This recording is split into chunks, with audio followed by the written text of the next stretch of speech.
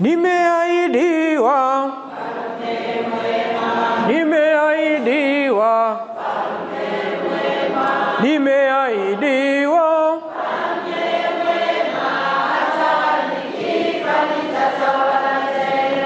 umeahidiwa, umeahidiwa, umeahidiwa, Mfalme mwema, hata nikifa nitatawala tena. Oh, haleluya, haleluya, oh, haleluya, oh, haleluya, haleluya, hata nikifa nitatawala tena. Get the point. Take a step forward.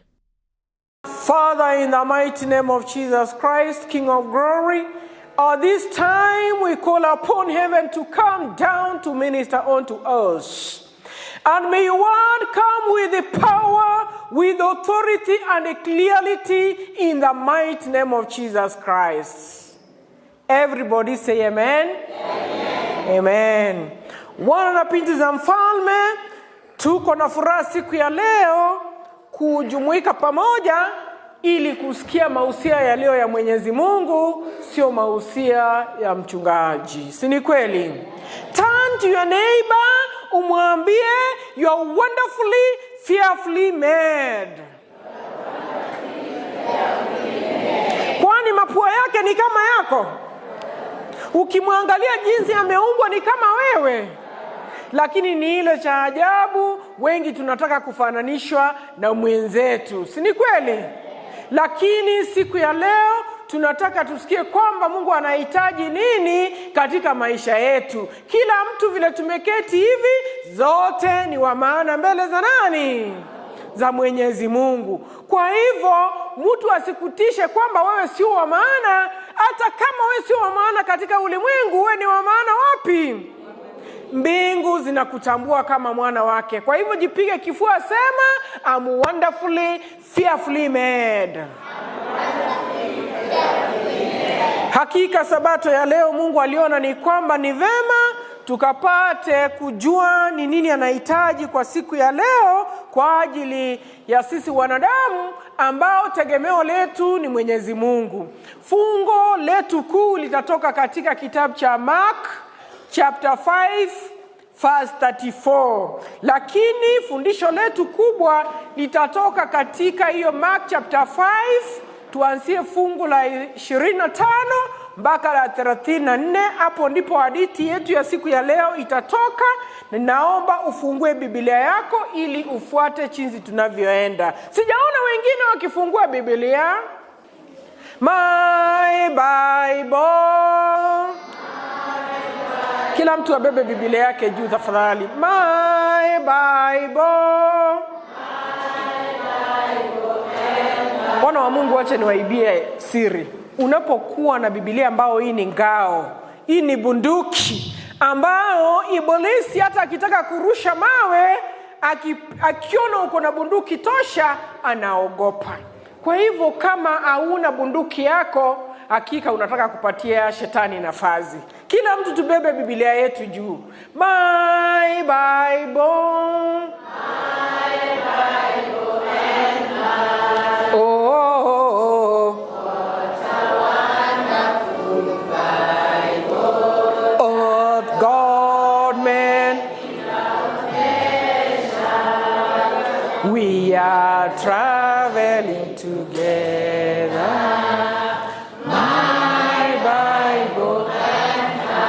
Mada yetu kuu wana wa Mungu siku ya leo inasema kwamba God changing impossibility to possibility.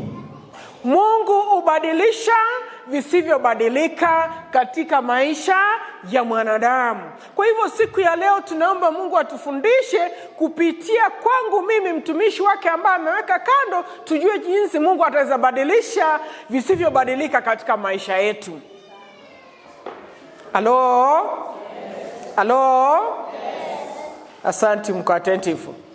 Wana wa Mungu, mnaposoma hii hadithi, Hadithi hii tumeambiwa ni juu ya mwanamke ambaye alikuwa ameguza pindo la vazi la Yesu akakuwa mzima. Tunapoangalia katika maandiko matakatifu, hadithi ya huyu mwanamke changing impossibility to possibility, huyu mwanamke tunapomwangalia ni mwanamke ambaye hata hatujapatiwa jina lake alikuwa anaitwa nani, lakini tumeambiwa ni mwanamke aliyekuwa ameteseka lakini akaguza mwishowe pindo la vazi la Yesu akakuwa mzima. Ninapoonyeshwa kwamba huyu mwanamke katika maisha yake ni mwanamke ambaye alikuwa ametengwa kando na wanawake wengine. Ni mwanamke ambaye alikuwa ametengwa kando hata katika kanisa ikuwa inamfali kwamba ni mtu. Kwa nini? Kwa ajili alikuwa na shida. The woman had an issue. The woman had an issue for 12 good years. Kwa miaka 12 mwanamke ameteseka. Akui mgeni wa mtu, ana rafiki. Kwa ajili alikuwa na tiririko na damu na alikuwa ananuka. Hata alipokuwa anatembea inzi zilikuwa zinamfuata. Mwanamke hakukuwa anakaribishwa na mtu wowote. Manake mwanamke alikuwa na ufuliko wa kutokwa na damu. Na mnajua mwanamke anapotokwa na damu katika maisha yake ambaye ikomi, inafika mahali inafika anaishiwa na nguvu. Hata iron inaisha katika mwili, mwanamke anaishiwa nguvu, haoni mbele wala haoni nyuma. Je, nataka kuuliza mtu asubuhi ya leo, damu yako unaitiririka ni gani? Mwanamke alikuwa anatokwa na damu. Kisha huyu mwanamke ananifurahisha kwamba alikuwa ametumia mali yake yote. Kama ni kwa waganga hodari alikuwa ameenda. Mwanamke mahospitali zote nzuri alikuwa ameenda.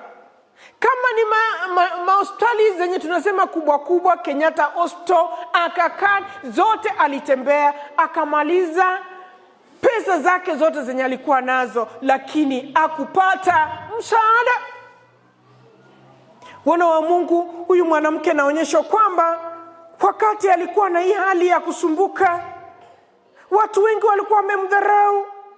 Mwanamke akaona kwamba hafai katika the society. Chinzi wewe unayenitazama, unaona kwamba in the society hawakupendi kwa ajili ya hali yenye unayepitia. Kunao machungu ambao unapitia katika maisha yako. Imefananishwa kama huyu mwanamke chinzi alivyokuwa anatokwa na damu. Inzi zilikuwa zinamfuata, hakukuwa mgeni wa mtu. Kanisa alikuwa linamuona, hata kumtembelea wako anamtembelea. Walimuona she was dumped as an outcast. Ni mwanamke mwenye hakukuwa na value. Jinsi tunavyoketi na wale mnaitazama, kunalo jambo linalofanya kwamba watu wasikuone kwamba uko na maana. Hata mandugu zako wanakuona kwamba haukuwa maana. Hata mlionyonya na wao wanakuona wewe sio mtu wa maana. Kwa nini? Kwa ajili ya upungufu fulani ambao uko nao katika maisha yako.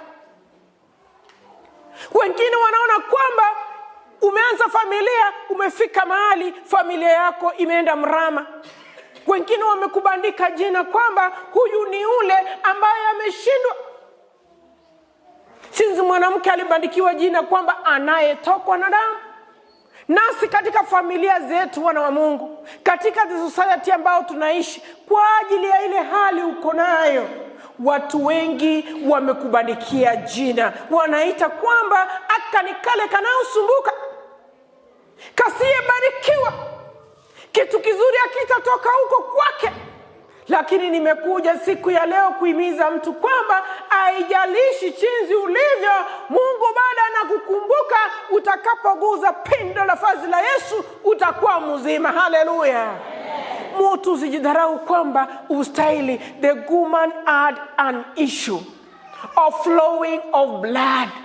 Mwanamke napoonyeshwa, ninapofanya utafiti kwenda ndani, huyu mwanamke alisumbuka 12 years. Unapotazama, ukiangalia, ukitafakari, it was 144 months, 626 weeks. Huyu mwanamke ameteseka bila kuwa mgeni wa mtu.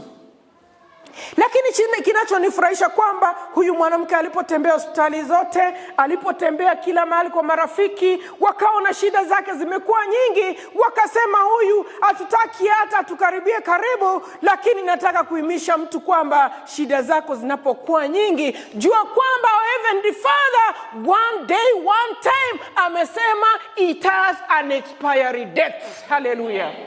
Shida zako ziko na tarehe ya kumalizika, wana wa Mungu. Unapoona umechanganyikiwa, nimekuja kuhimisha mtu kwamba shida zako Mungu amesema furani kwamba siko na tarehe ya kufanya nini? Ya kumalizika. Wana wa Mungu, huyu mwanamke alipokuwa anatembea katika hali ameishiwa kila kitu cha kunipendeza kwamba one day the woman heard about Jesus. Hallelujah. Mwanamke akasikia habari njema ya Yesu. Je, mwanamke alisikia habari njema ya Yesu gani?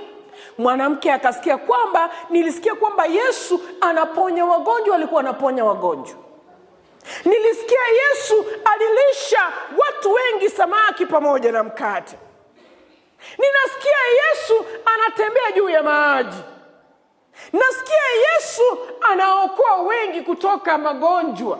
Nasikia Yesu kwamba ni Yesu hakika asiyeenda kukusema kando unapomwambia shida zake. Haleluya. Wana wa Mungu, wengi unapotegemea mwanadamu, unasikia kwamba kuna fulani wa fulani mahali fulani ambaye nikienda kwake nikisema na yeye atanisaidia, lakini fulani wa fulani anaenda tena na kusema. Naona vile mnatingiza vichwa. Kunao marafiki wengi tunao katika ulimwengu wetu ambao marafiki hawatuchukui mahali. Lakini leo, siku ya leo, habari njema ni kwamba tunaye rafiki mmoja, unapomwambia shida zako haendi kukusema kwa mtu, haendi kutoa uji wako kwa mtu, anaficha siri yako ili izitambulike na wengine. Unapotembea hata kama ndani yako unaona ufai, uko na shida nyingi, mara uligongwa, mara ulifanywa nini, lakini unapomsimulia habari yako ananyamaza tuli na anatafuta njia ya kusaidia. Ila tunapoguza pindo la vazi lake kwa ukamilifu, anakusaidia na anakutoa aibu. Amina. Lakini marafiki wa ulimwengu, wana wa Mungu, wanatufanyia nini? Unapomnongonezea, mwishoe anakutoa uji. Wamama ni wa challenge, ni waulize. Ni mara ngapi wamama vile tuko hivi, tuko na marafiki wa dunia kwamba jambo lolote katika familia yako kama hujafikishia mama fulani wa fulani, unajisikia uko mzima, kiwaru mdomo unakuuma, unasikia ni vizuri nikimbishie mama fulani. Sana sana hiyo tabia iko kwa wamama. Wamama, siku ya leo nimekuja, Mungu amenituma tu niwaelezee kwamba any woman of God, mwanamke wa Yesu ambaye ananisikiza, mwanaume wa Yesu ambaye ananisikiza, mtoto wa Yesu ambao ni youth, today let us change our mentality to Christ. Hallelujah. Tubadilishe mawazo yetu, tumpe Yesu awe kiongozi, ili tunapoguza pindo la vazi lake tuwe wazima. Amina. Mwanamke akasikia habari njema ya Yesu, akasema kunaye mwanaume ambaye ni Yesu, ambaye haendi kunisema nitachukulia habari zangu na uji wangu na sumbuko langu. Mwanamke ananifurahisha kwamba aliposikia habari njema ya Yesu akasema sasa ninachukua hatua ya imani. The woman akasema, now may my faith be bigger than my fear. Hallelujah. Mwanamke akasema, imani yangu sasa nataka nipatie Yesu. Je, imani yako mwana wa Mungu unaiweka wapi? Imani yako unaweka kwa ndugu zako, wale wenye wako katika cheo mbalimbali? Imani yako umeiweka katika relatives ambao unajua kwamba huyu nikikimbia kwake atanisaidia? Je, imani yako kama mzazi umeweka kwa mtoto wako ambao ule amesoma, ameenda kiwango fulani? Imani yako umeiweka wapi? Huyu mwanamke imani yake akasema nitaweka kwa Yesu.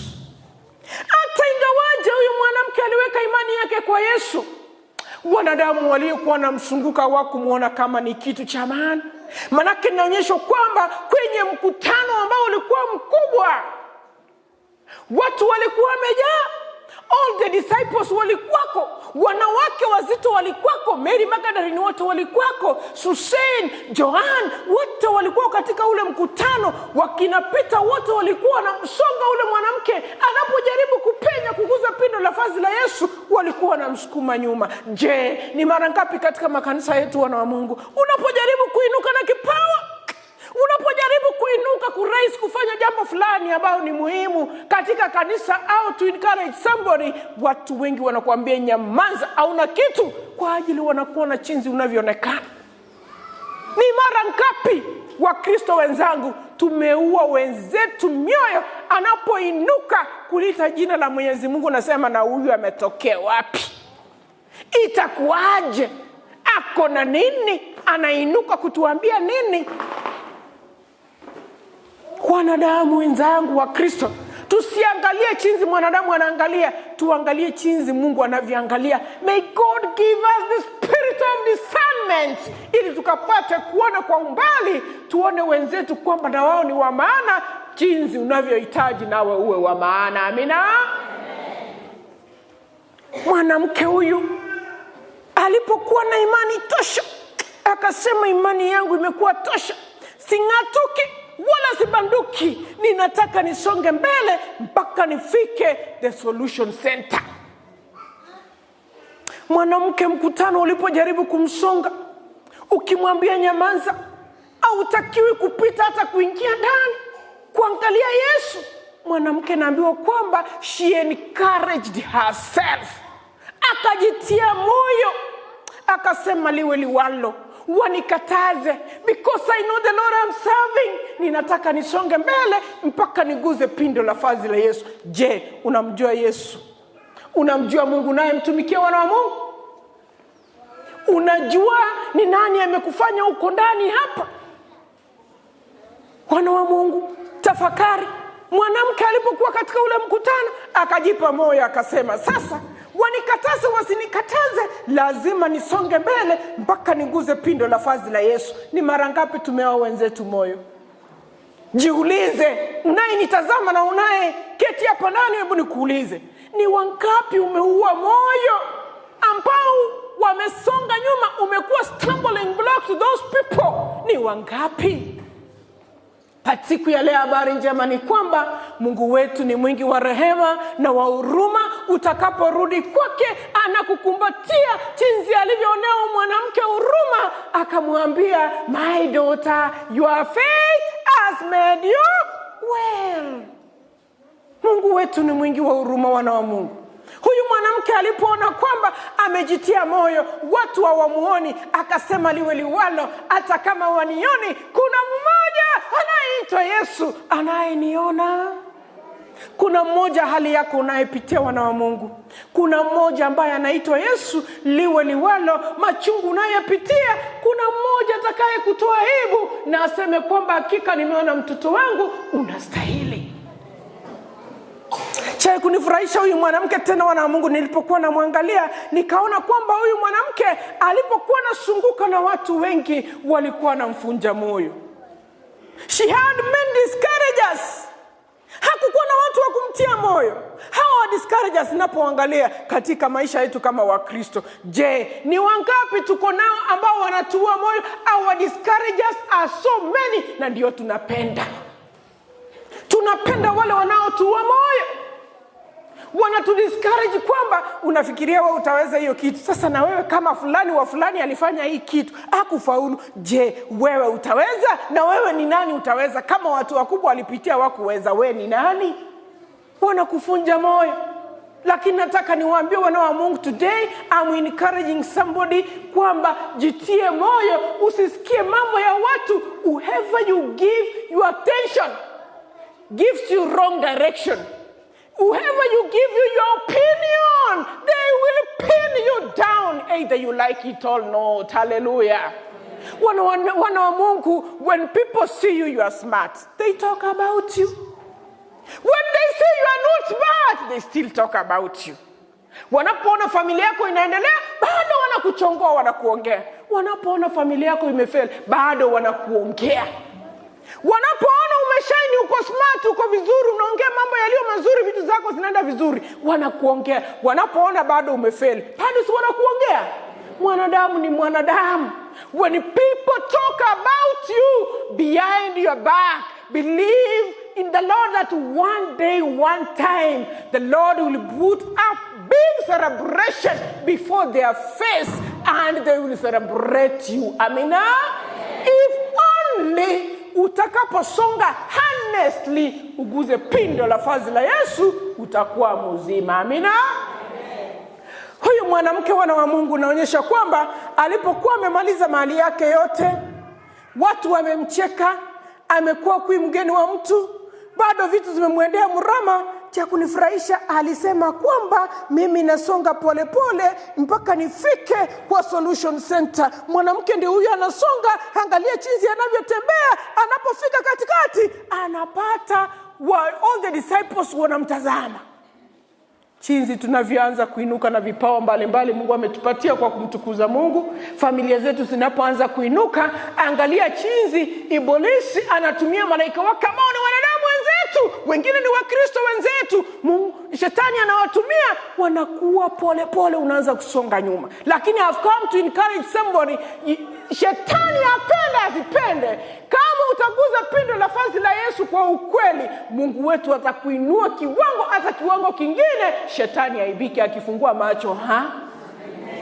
Mungu wetu ni mwaminifu, wana wa Mungu. Historia ya huyu mwanamke inanitia moyo kwamba katika safari ya imani, utakapokuwa usisikie mambo ya watu, utasame msalabani, hakika utakuwa mshindi kati ya washindi wote. Amina? Huyu mwanamke tena nilipokuwa namwangalia kanitia moyo. Kunao tabia nyingi kama Wakristo tuko nayo. Hii tabia ninaomba isikuje katika hili kanisa. Na hili tabia naomba isiwe ndani yako, mwana wa Mungu unayenisikiza na kunitazama. Uombe Mungu akusaidie kabisa hii tabia isiwe ndani yako. Tabia gani? Kunao tabia ambao tunatoa watu makosa kidogo kidogo, ambayo wewe mwenyewe ukijiangalia ndani yako wewe ni mchafu hata kuliko ule. Unaketi na church board, unasema huyu mtoe kwanza, lakini wewe ukifuatwa je? Simwache Mungu wetu akuje kujitolea, akuje kutoa ile hukumu yake peke yake. Situachie Mungu atoe hukumu peke yake.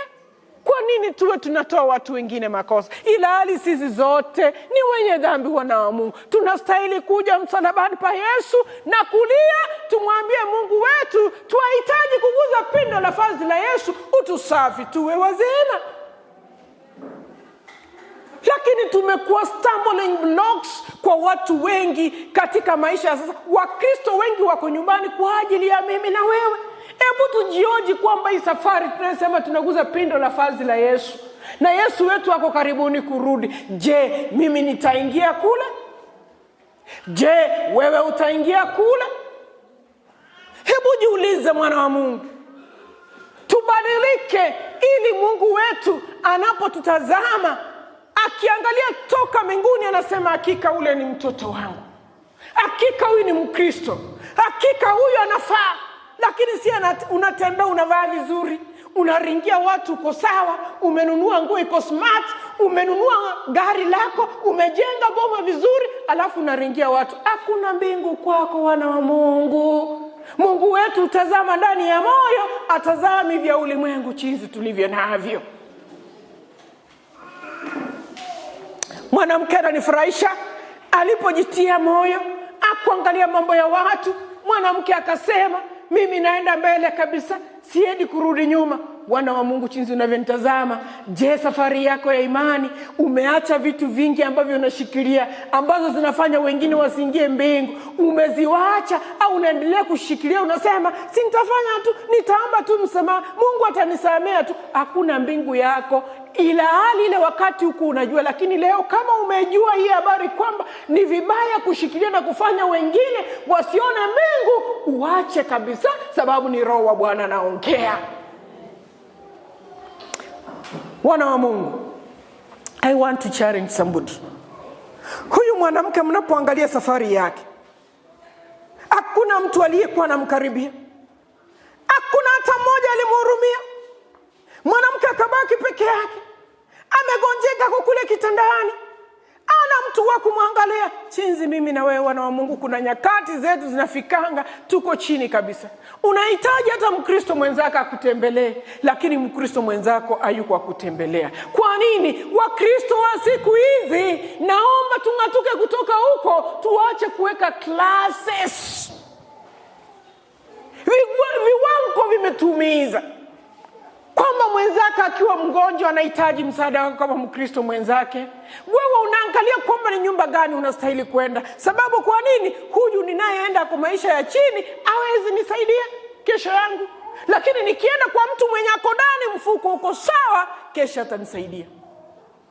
Umeiona vitu kama hizo Wakristo mahali fulani, sio kwa hii kanisa, lakini umeiona mahali fulani vinatendeka. Hii habari njema ambayo umesikia siku ya leo, tungatuke. Tutoke huko ndani, ndio tutapata mibaraka yetu. Tunaomba lakini Mungu ajibu. Kwa nini? Wacha tujichunguze sisi wenyewe kwanza, kwamba kunao kitu itakayezuia ombi langu lisijibike. Kunaye mtu nimekwaza mahali ambao inafanya kwamba maombi yangu yasijibike. Jiulize mwana wa Mungu, jinsi unavyoketi, jinsi unavyonitazama, tafakari. Run away from the devil's ways, come back to Christ. Na nataka niwaambie kwamba mtu mwenye amebarikiwa na Mungu, ameingia miguuni pa Yesu, amebarikiwa. Hata ujaribu kuua kesho yake, hautaweza. Because when God says yes in somebody's life, no devil can say no. Hii hamkusikia. Nasema wakati mtu amebarikiwa na Mwenyezi Mungu, haijalishi ana kiwango, haijalishi hajasoma, lakini Mungu amempa neema. Utakapojaribu kuwa ile neema na nguvu zako, ila ni nguvu za ukishetani, ila ni nguvu za ushirikino, ila ni nguvu aina gani, ila tu Mkristo ambao unapigana naye anamuenzi Mungu, hautaweza. When God says yes in your life, no devil can say no. Amina? Hiyo nao umesikia. Bwana napitiza mfano. Tumekuja kuhimizana siku ya leo kwamba tuko na Mungu mbinguni. Utakapoguza pindo la vazi lake utakuwa mzima. Huyu mwanamke ninapomalizia ni kwamba alikuwa anatokwa na damu. Chukulia chinzi alivyokuwa anatembea kila mahospitali. Labda alikuwa amelala chini, hakuna mtu anamletea hata maji. Labda ukimuona akikuja kwako kunok, anataka kitu fulani, hata maji ya kunywa, unaambia watoto asikuja akalie sofa set yangu manake ananuka. Asikuja kwa boma yangu. Wengine baka mnaenda as far as mtu akikuja kwa maisha ya chini kama huyu mwanamke, unaambia mtoto kwamba muambie siko nimetoka, ilali uko ndani ya nyumba. Mungu wa mbinguni atusaidie hiyo tabia isionekane ndani yetu. Huyu mwanamke ananitia moyo kwamba nitakapokuwa na ushujaa na confidence enough, nisonge niguze pindo la vazi la Yesu, sitabaki na zile shida niko nazo. Hautabaki na ule mtoto wako anayekunywa pombe. Hautabaki na ule mume wako anayekutesa kila wakati. Hautabaki na mwanamke ambaye anaonekana nje ako sawa, lakini ndani mwanamke ameoza. Hautabaki na mdomo kiwaru kuongeongea juu ya watu sana. Wana wa Mungu tubadilike. Wana wa Mungu tubadilike. Do you know the Lord you're serving?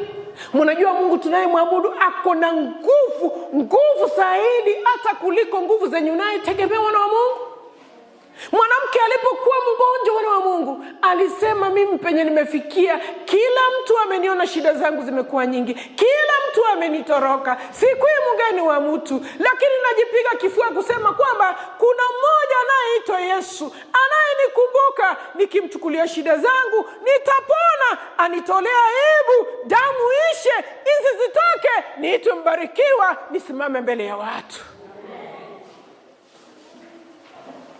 Hii hadithi ya mwanamke inanitia moyo, nami nimekuja kutia moyo siku ya leo kwamba haijalishi ni maisha gani unayopitia, mwana wa Mungu. Haijalishi wengi umepitia magonjwa, vitu vyenu vimepotea, watoto wenu wameenda mrama, familia ulionategemea unaona imeisha. Saa unajaribu kutafuta chinzi watu waliokuwa na kujua, umerudi kiwango ya chini, aoni mbele wala nyuma. Uko hapa kanisani mwili tu, lakini mawazo yako mbali kwamba nitafanya jambo fulani aina gani. Leo nimekuja kuambia kwamba we have a God in heaven. If you trust in this Christ, Jesus Christ, the Son of the living God, he will never leave you. Na maombi yako atarusha kwa dustbin. Mwanamke alipokuwa mgonjwa, na wa Mungu, hata kama wenye walikuwa wanakuja kumuona, wakifika katika ile kitanda chake, wakiona wana matumaini, wanaangalia tu hivi, wanasema kesho itafika. Chinzi wengi mnaofanya, mtu anapokuwa wanaduni, anapokuwa na ugonjwa, anapokuwa na maisha chini, unaangalia unasema mimi sitaki kuwa rafiki yake sababu hataniomba. Lakini nimekuja kutangazia kwamba wewe ambaye unayeachwa bila msaada, marafiki wamekutoroka, mandugu wamekutoroka, kanisa imekutenga, haikuoni kama wewe ni mtu, habari njema ndiyo siku ya leo. Wana wa Mungu, unapopatwa shida zimekuremea nyingi, rudi miguuni pa Yesu. Nataka niwahakikishie kwamba huyu Yesu naye waambia siku ya leo ni mwingi wa rehema, hawezi kuaibisha, hawezi kukuacha liwe liwalo. Haijalishi tegemeo lako lote uliokuwa nao limetoka mikononi, limeanguka chini, habari njema ni kwamba Yesu anakusanya tena. Sasa zile umeona umeenda chini kabisa, umedidimia, anakuinua polepole, anakuweka kiwango kingine, mpaka anakutambulisha kwa wanadamu wenzako. Amjasikia nasema huyu Mungu nawaambia siku ya leo ni Mungu asiyeshindwa. Hata ukijaribu kumulinganisha na shetani kiasi gani, I wish wana wa Mungu, if you know the Lord we are serving, you will never joke around with the Heavenly Father. Hautacheza na nguvu za Mungu. Ukionja ujue kwamba chinzi Mungu alivyo mkuu, uwezi cheza na nguvu zake. Na nimekuja kuhakikishia mtu siku ya leo ambao umeona umeshindwa, vitu zako zimeenda mrama, siku ya leo habari njema ni kwamba Yesu ninayewaambia hajawahi shindwa. He has never put your prayers in the dustbin. Never. Our God can never put your prayers in the dustbin. Hawezi rusha maombi yako kwa dustbin. Kwa nini mchungaji unaongea maneno kama haya? Ninayowasimulia nataka niwaambie ukweli, wana wa Mungu. Huyu Mungu tunayemwabudu sio wa mchezo. Hakika ni Mungu ametoa watu mbali, amewasimamisha wenye wao kuwa na majina, amewabadilisha wameitwa majina mazuri. Mwanamke aliyekuwa anatokwa na damu, ninaposoma hadithi yake ninaweka kwamba ni hadithi yangu. Siku moja, wana wa Mungu, wakati kila kitu kimeisha katika maisha yangu, kila kitu, unajua kila kitu namaanisha nini? Kama ni nyumba inapotea, kama ni kazi inapotea, kama ni mandugu na madada wanakubanduka, kama ni kanisa inakungatuka, unabaki peke yako. Au una mbele, au una nyuma, au una wakukimbilia.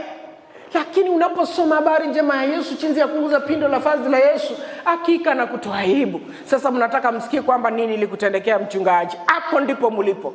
Mengine hamku yasikia, lakini haya ndio mnataka kusikia. Ni kweli au uongo? Wana wa Mungu, leo tumekuja kuhimizana.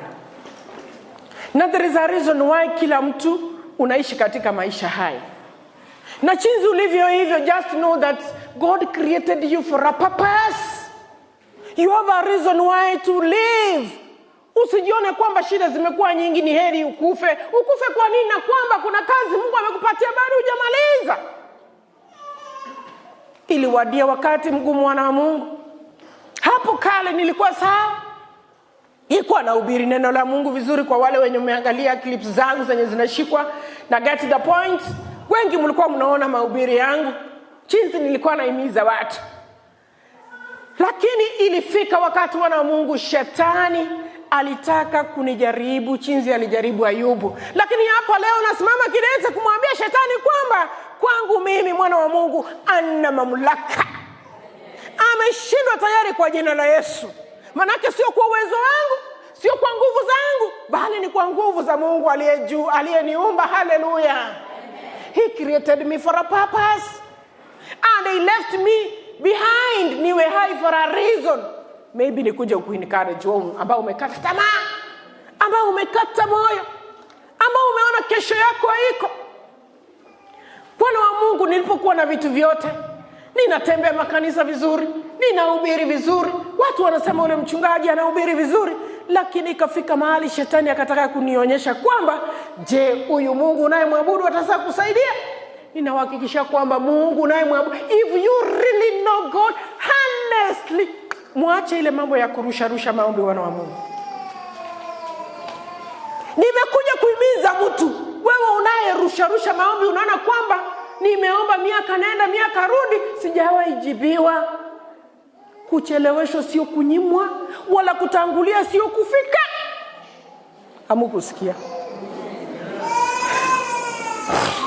Wana wa Mungu, chenye umeombea hujaipata, hata hali hiyo shida ulio nayo kwa hayo mazingira, the situation you are in, haijalishi ijaisha. Leo nimekuja kutangazia watu kwamba, wangapi umechoka tuende nyumbani? Wangapi umechoka tuende nyumbani? Tuendelee. Bwana wa Mungu, nataka mjue tuko na Mungu mbinguni. We have a God, a living God. Na mwenye naye msema nimemuonja. I've tasted this Lord and I know how good and wonderful he is in my life. Je, wewe unayemjua? Unajua jinsi alivyo mwema? Shetani akayumbisha kila kitu wana wa Mungu. Watoto wakaenda mrama. Wakawa na mambo yamekuwa vibaya, mama ameshindwa. Watoto, mandugu na marafiki wataweza imiza watoto familia yako vibaya wanapoona umetangulia uko mbele na Yesu ako mbele yako. Shetani anawatumia ili watake kuangusha chini, wafurahie na huyu shetani wao. Lakini nataka kuhakikishia naye nitazama mule nje na aliye hapa ndani kwamba tuko na Mungu mbinguni aliye na uwezo, nguvu na mamlaka. Ni jabali, ni ngome imara asiyetingizika. Hallelujah. Wana wa Mungu, I was hitten very hardly. Nikapoteza boma, nikapoteza kazi, nikakuwa mgonjwa. The devil confused me. Nataka niwaambie ukweli wana wa Mungu. Shetani, the devil is there and the Lord is there. Shetani yupo, lakini Mungu wetu ni mkuu kuliko huyu shetani. Aliyerusha kutoka juu akamwangusha chini kwa ajili, alianza kupishana na Mungu akamrusha chini. Shetani, leo nataka usikie na usikie vizuri. Ninajua mbinu zako, lakini kama mtumishi wa Mungu Damaris, nataka nikuambie shetani kwamba hauna mamlaka kwangu na kwa mtoto wa Mungu ambaye amechagua Mungu, because I know the Lord I'm serving. Thank you Jesus because you're with us. Amina. Kila kitu kilipopotewa na wa Mungu, sikukuwa mgeni wa mtu. Shetani ameniyumbisha niko chini. He brought in me confusion. Mnajua confusion ile mnasikia tu kwamba mtu anachanganyikiwa, anakuwa kama wazimu, That is not a joke. It's not 1+1. That is why Mungu amenitupa hapa ya siku ya leo. Nishuhudie. Na haya maneno yatakayefikia wale watakayetazama hii kule nje, wajue kwamba kuna Mungu mbinguni. Shetani anapokujaribu, rudi kwa Yesu kwa uaminifu. Vile vyote ambao umejifunikia, vile vyote ambao umetumainia, surrender them to Christ and tell God, go ahead of me. The step you make, I make that step in your steps in Jesus' name. Wana wa Mungu, ikafika mahali kile kitu kimeenda. Siku mgeni wa mtu, hakuna naye kuja kuniona, kasi imepotea. Watoto wangu wameona kwamba mama amekuwa confused, hakuna life, boma ikaenda, kila kitu kikaenda. I was misplaced. But I want to thank God that huyu Mungu naye waambia ukirudi kwake anarejesha kila kitu kwa jina la Yesu. Amina. Kazi niliona ambao hata mimi nilikuwa naringa nayo. Usilinga na vitu vya ulimwengu, hiyo nimekuja kutangazia mtu. Nilikuwa najipiga kifua nikiwa na hiyo kazi, nasema niko na kazi, niko na pesa, I can buy anything I want. Tusijipige kifua Mungu anapokubariki na hizi vitu kidogo kidogo za ulimwengu. Mpe heshima, mwambie asante Baba kwa ajili umenibariki kwa hiki. Naonea walio chini huruma, wasaidie. Wabariki, ndio Mungu naye atakubariki, akuchungie vitu zako. Kwa ile wakati wa kutojua wana wa Mungu, wakati kila kitu kimeenda, unapojaribu kupigia hata rafiki simu, hakuna rafiki anashika. Watu wanakataa kushika simu, hata mliosaliwa na wao. Lakini wakati Mungu amerejesha kila kitu, watu wanakuja wote. Wanakuja bila kuita. Wanakuja pole pole. Sasa mtumishi ukafanya nini? Wana wa Mungu, wakati nilipoteza kila kitu, watoto wakaona kila kitu kimepotea, wakakuwa misled. Marafiki wa shetani wakaingilia, wakafurahi kupiga makofi kwamba huyu ndiye ule mtumishi tulikuwa tunasikia na hubiri neno la Bwana. Wacha tuone Mungu wake yuko wapi. Shetani na malaika wako na kuhakikishia kwamba Mungu wangu yuko hapa, bado amenisimamisha, na anasema kwamba ni encourage watu wake kwamba yeye yuko na anaishi na anastahili sifa na utukufu. Amina. Mungu anastahili sifa na utukufu, wana wa Mungu. Mungu wetu si wa kucheshewa, lakini shetani ana nguvu, ana mamlaka ukiamua kurudi kwa Yesu. Everything went. Wana wa Mungu, nikakuwa mgonjwa. I was talking to myself. Shetani yuko, mapepo yako yakiingia ndani yako, ukiingilia, kama Mungu wa mbinguni atakuja for your rescue, you will die. But the devil is a crazy liar and he has no powers. He's a powerless power in the mighty name of Jesus Christ. Damo kamafanya nini sasa? To cut the story short, here I am now. I want to thank God so much because Mungu mwenye uwezo, nguvu na mamlaka alinitoa aibu nilipokuwa katika kitanda changu, wana wa Mungu. Kila mtu ameenda, nikafunga nyumba, nikasema siku ya leo nataka nikufe. But you will not die kama Mungu atasema kwamba huu ndio wakati wako. Wakati kila mtu ameenda, nikafunga nyumba, nikakaa for 2 weeks without eating anything. I wanted to die. Sababu Mungu ameniacha. Kwa kiubinadamu kwangu niliona kwamba Mungu ameniacha. Lakini not knowing that the Lord in heaven alikuwa ananitazama, kusema kwamba vile Ayubu aliyumbishwa na shetani, je, Damaris utaweza stahimili? Ndio, Yesu wetu ni mwaminifu, ni mwenye nguvu na uwezo na mamlaka. Akirudi upande wako ukimwamini, atakutetea tena, atakutoa aibu, akuinue. Amina. My God is so faithful. I can never be ashamed to say that my God akanionea huruma, akanitoa aibu. He gave me another job, a good job and a better job according to me, in the mighty name of Jesus Christ. Amen. Sasa huyu Mungu ndo nimekuja kuwaambia siku ya leo. Nilipokuwa naombea watu, wana wa Mungu, watu mapepo yalikuwa yanatoroka. Nilipokuwa nawekea watu mkono, mtu anapona. Nilipokuwa nasema na mtu, anakuwa encouraged. Lakini when my time came, everybody ran away. But I'm proud that wakati kila mwanadamu alitoka, Yesu alisimama pamoja nami. Amina. Kwa hivyo kila mwanadamu anapokungatuka katika maisha yako, Yesu anarudi anasimama. Je, Damaris ukafanya aje ukapona? Mungu wa mbinguni, hakika yeye ni tabibu wa ukweli, na ukimuita anaitika, anakuonyesha mambo magumu makubwa usiyoyajua. Amina. Luke chapter 10 verse 19 says that I've given you the powers, authority command all the scorpions and the snakes, and there is nothing which will harm you. Amina. Haya maneno yasiwe tu unayasoma tu wana wa Mungu. Wache yawe unayasoma na unayatia maanani. Kwa hivyo I've come to encourage somebody siku ya leo kwamba Mungu wetu, wana wa Mungu, hawezi weka maombi kwa dustbin, hawezi kukuacha ijalishi uko aje. Walioniona walijua kwamba Damaris, she is written away. Na najua wengi watasikia haya maneno ya ajabu ambayo Mungu amenifanyia. Mtakapokuwa mnaangalia hii clip, wana wa Mungu, come back to Christ, surrender all to Christ. Amina. Murudi kwa Yesu. Atakutolea aibu. Atakutoa hiyo hali uko nayo ambao umeona umeshindwa, ambao umeona kila mtu amekutoroka. I want to thank God and I'm proud of this God that I'm living this morning. Na kifo changu shetani unapofikiria unisikize vizuri kwamba kitakuwa hivi karibuni. No, the Lord has a reason why, Damaris, I live and testify the goodness and mercies of the Lord. Nawe nimekuja siku ya leo kutia moyo kwamba hali unayopitia, utakapoguza pindo la vazi la Yesu kama huyu mwanamke, hakika utabaki jinsi ulivyo. Mwanamke hakugive up. Hakugive up, wakasema mpaka the solution center.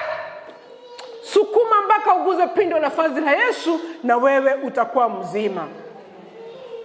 May the goodness and mercy of the Lord follow you all days of your life. Amukusikia, simama. May the goodness and mercy of the Lord follow you all days of your life. And may you dwell in the house of the Lord all days of your life. Hapo na umesikia.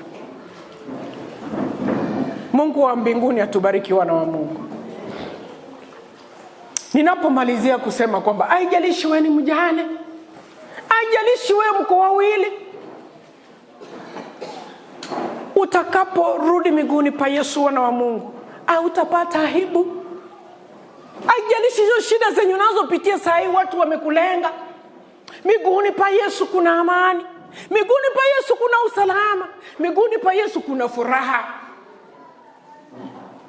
Wana wa Mungu, ni kusikia tu mnasikia. Msiambiwe tu msikie kwamba ule alipitia kafanya nini. I'm telling you, when the devil anaona umesimama vizuri, when he wants to hit you, anakuhit and properly, painfully. Lakini when you come back to Christ, utasmile. Ndio maana yake nimekuja kuhakikishia na kuhakikishia Ibilisi kwamba mtoto wa Mungu wote ule ambaye amemchagua Mungu ana nguvu, ana mamlaka. Msiogope, msitensi kwamba je, nikifanya hivi ataenda kunishughulikia. Ndio, Yesu atakushughulikia, ila tu utakapoacha njia zako. Mnaikimbia kwa waganga na wachawi.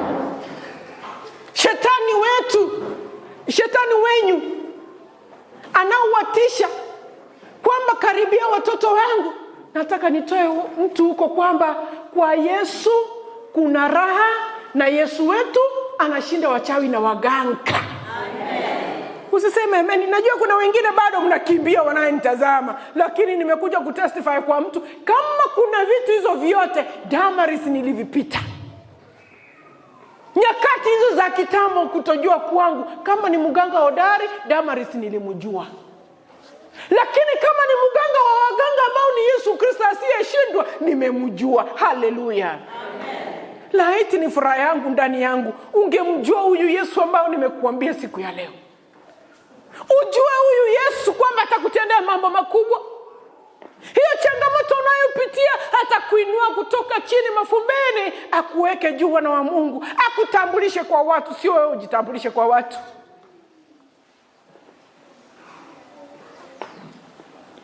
Wamekusema, wamekudharau, maneno machafu juu yako, wasumbuka kuhusu kesho, maisha yako itakuwa vipi.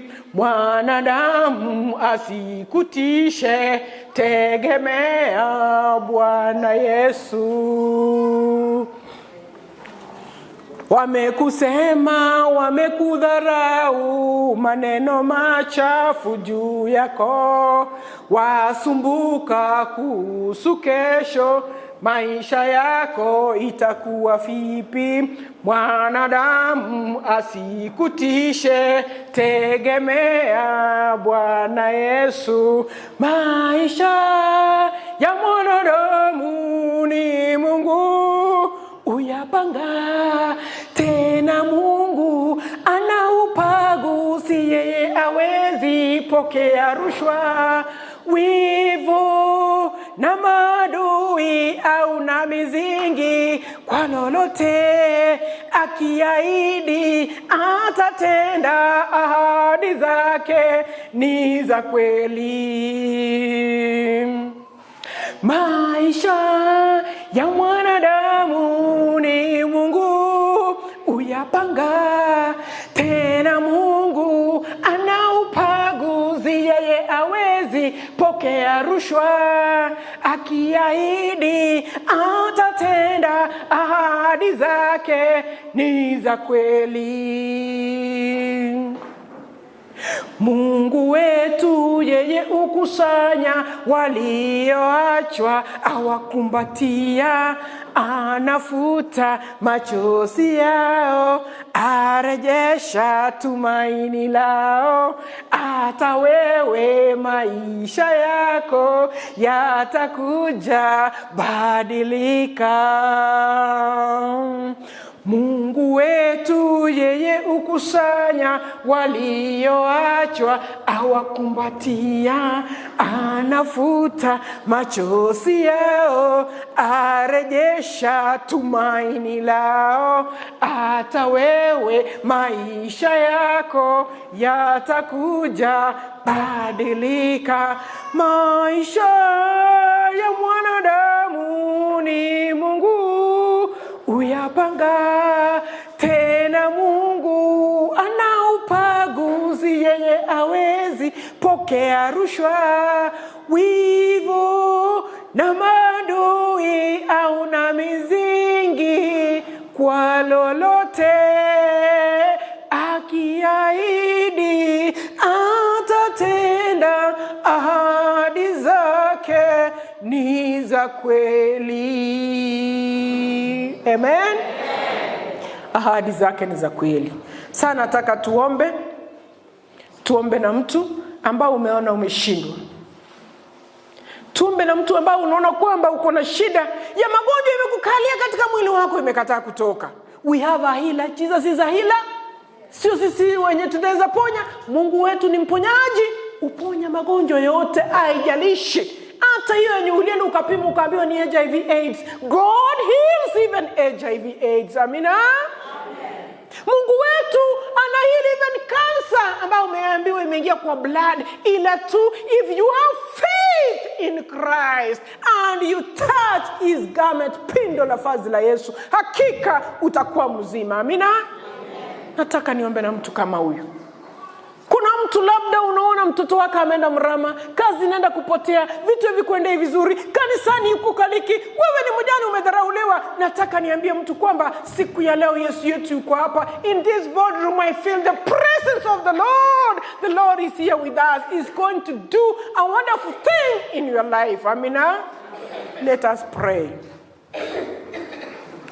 Ukiweza kupiga magoti uweke, ukiweza kusimama usimame, ukiweza kuketi uketi. Tunataka tuombe.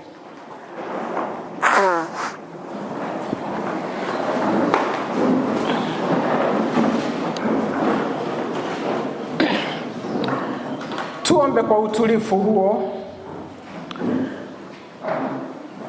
Mtakatifu, mtakatifu, mtakatifu Baba, katika jina kuu la Yesu Kristo Mungu aliye hai, tunalihimidi na kulinua jina lako, maana kila mmoja tunajua kwamba fadhili zako ni za milele. Mungu wetu, tumekuja miguuni pako Yesu. Sisi ni wachafu wenye dhambi, hatufai machoni pako Mungu wa mbinguni.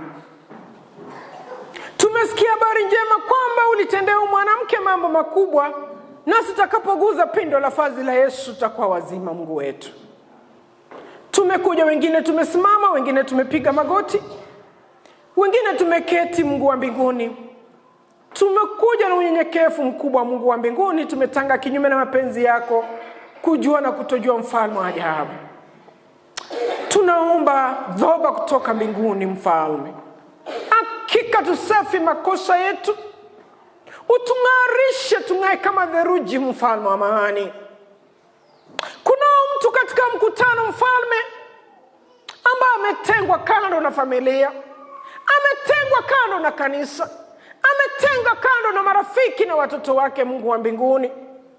Lakini Mungu wewe mwingi wa rehema, siku ya leo ninakuomba kutana na huyo mtu na mahitaji yake katika jina la Yesu. Kuna wengi katika mkutano, Baba, wanalenga na majozi. Haijalishi ni vijana, haijalishi ni wamama au wa baba, Mungu wa mbinguni, wanalenga na majonzi mengi kwa ajili wanayopitia katika ulimwengu wa sasa. Wajua wakimbilie wapi? Shetani amewatesa zaidi. Mungu wa mbinguni, tunajua uko na uwezo na nguvu na mamlaka ya kuwasaidia. Wewe ni jabali letu, wewe ni ngome imara usiyetingishika, mfalme wa amani. Kutana na huyo mtu Baba, umtekelezee kulingana na mapenzi yako katika jina la Yesu. Ninatamka neno la ushindi katika jina la Yesu. Sio kwa uwezo wangu kama Damaris, lakini natamka kwa jina la Yesu. Baba, tembelea mkutano wote. Guza ule mama, guza ule dada, guza ule mzee, guza ule mtoto anayelalamika ameona ameshindwa. Baba, makuu ambao ulinitendea, ambao niko na furaha na uzito na kidete na ujasiri wa kusimama mbele ya madhabahu na kusimulia habari njema kwamba wastahili, watosha, na wewe ni mshindi. Hakika tendea watoto wako wanaokulilia katika jina la Yesu. Katikati yetu, mfalme wa amani, kuna wengi ambao wako na magonjwa mbalimbali. Magonjwa yameshindwa kuisha katika miili yao. Baba, naomba mtu kwa asubuhi ya leo, anapoguza penye anaishi uchungu, anapotamka ugonjwa ukaondoke, anapotamka hali ya kushindwa ikaondoke maisha yake. Baba wa mbinguni, ingilia katika jina la Yesu, ukaondoa uzito wote, ukang'arishe magonjwa yote kutoka milini yetu Baba, ukaondoa na urejeshe kule kuzimu katika jina la Yesu. Baba, tunatambua uwepo wako katika mahali hapa. Manake isingelikuwa ni wewe mbali Baba, wengine wetu hatungelikuwa. Usingelikuwa kama mimi Damaris, ningekuwa nimefundikwa na mchanga kitambo. Lakini kwa ajili ya ukuu wako na uwezo wako, Mungu wa mbinguni, siku ya leo Damaris nimesimama nikiwa na furaha kubwa kutangazia ibilisi na ulimwengu wote kwamba wewe watosha na wastahili, na wewe ni mshindi kwa washindi. Mfalme, hatukulinganishi na mtu, wewe watosha. Kuna mzazi hapa ndani analia kwa ajili ya mtoto wake, Mungu wa mbinguni. Watoto wake wamemtesa mfalme, majirani wanamtesa, hao ni akimbilie wapi? Kanisa limemtenga mfalme wa amani. Na kuomba katika jina kuu la Yesu Baba, kutana na huyo mtu, mtekelezee, umfungue macho ya ndani, ajue kwamba wewe ndiye utakayemsaidia na wewe ni mshindi, simba wa Yuda usiyetingizika katika jina la Yesu. Umetuahidi katika John 14:14, if we ask anything in your name, you will do it. Mungu wa mbinguni, sasa ninauliza kwa ushujaa na ujasiri, sababu niko na Baba asiyeshinda anayeitwa Yesu. Baba, sasa watoto wako wamenyamaza tuli, waonekanie. Tiririsha Roho Mtakatifu aingie ndani yao. Let them change their mentality back to you Christ, aliyekuwa amepotea kwa uchawi na uganga, kudanganywa na ushirikina. Mungu uliyenitoa kule mfalme, naye mtoe kwa jina la Yesu, sio kwa uwezo wala nguvu zetu. Mchungaji wa hili eneo mfalme, pamoja na wote ambao viongozi wanaoshirikiana pamoja naye, Mungu wa mbinguni, nimekuomba utangulie naye kuandame anapoongoza ili kundi kubwa kwa jina la Yesu. Wazazi wako kule nje wanaonitazama, mfalme wa amani, wajana ambao wamefunjika moyo, wajui wakimbishe neno lao kwenda wapi. Umetuahidi katika Zaburi 56 Zaburi, katika kitabu chako cha Zaburi 56 verse 8, kwamba majonzi yetu yote tunayolia utayaweka kwa kikapu chako, na hakika ghadhabu yako itakapokuwa inainuka utatenda mambo makubwa kwa shetani na wafuasi wake wanayotutesa kwa jina la Yesu. Sasa Baba, I surrender huu mkutano wote miguuni pako Yesu.